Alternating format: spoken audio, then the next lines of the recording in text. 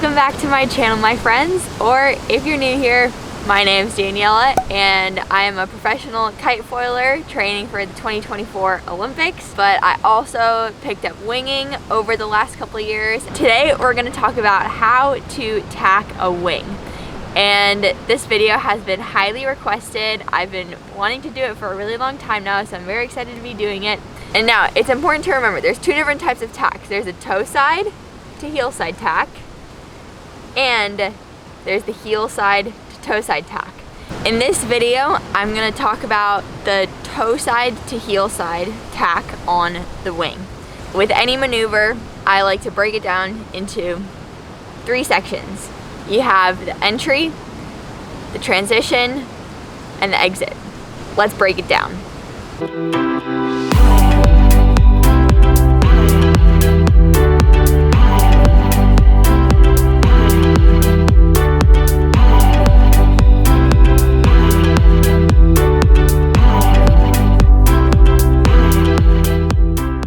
Alright, so first let's talk about the entry.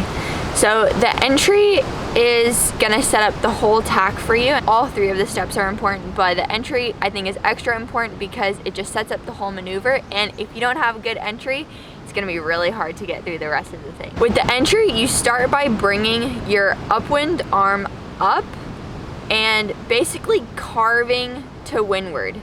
And this can be kind of difficult because it's a bit hard to really keep leaning into that windward side when you're going toe side. So what I like to focus on is just putting as much of your weight on your toes as possible and leaning your chest upwind.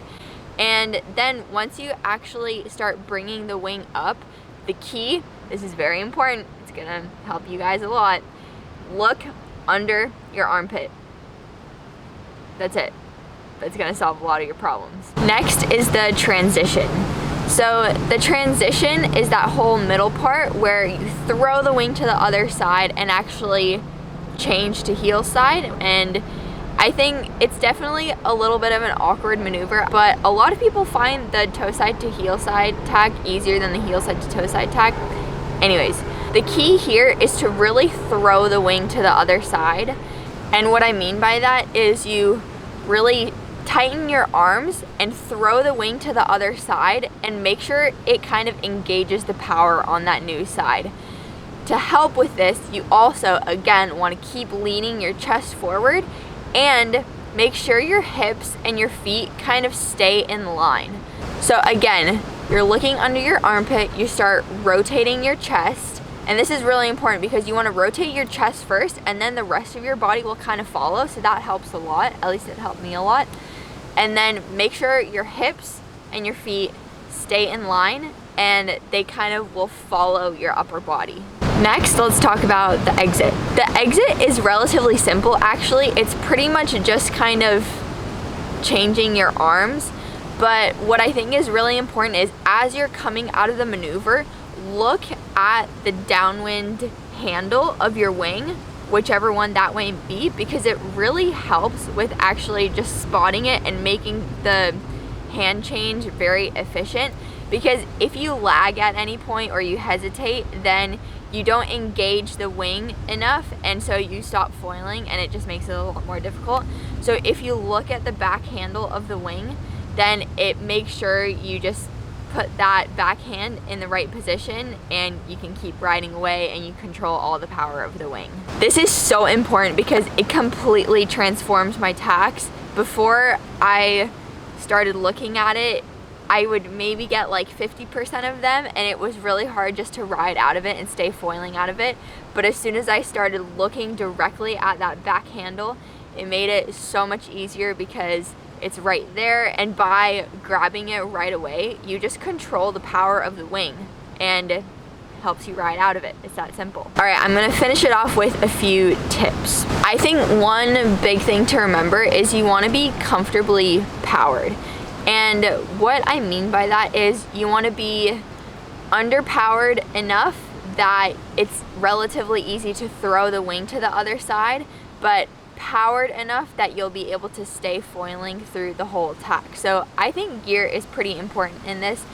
I also found that depending on the foil, some foils are going to be easier to turn than others. So actually, a lot of high aspect foils are kind of difficult to turn, but they can glide a little bit better, so maybe you'll stay foiling through the whole tack, while some more surfy or lower aspect foils are much easier to turn, but they don't provide the same amount of glide as a high aspect wing, so it's a little bit harder to stay foiling out of the maneuver. For example, in this video, I was riding a 3.5 Mojo fly surfer wing, and my foil was the Mike Slab 800 wing foil, and it's pretty high aspect relative to a lot of other foils. Maybe not quite as high aspect as some of the lift high aspect foils, but it's definitely up there and it goes pretty fast. I've also found that a smaller board actually helps with the maneuver because it's just easier to maneuver. So getting that initial rotation down felt a little bit easier on a smaller board. That's just in my opinion. But a bigger board will provide a little bit more stability. And so if you struggle kind of foiling out of the maneuver sometimes, or if you're okay with just touching down and then popping up again, then a bigger board is definitely going to help you. Alright, that's it for the toe side to heel side tack. I hope that was really helpful for you guys. If you have a friend that's struggling with their winging tacks, make sure to share this video with them. Be a good friend. Help them out. Thanks for watching. Make sure you subscribe, and I'll catch you in the next video. See ya!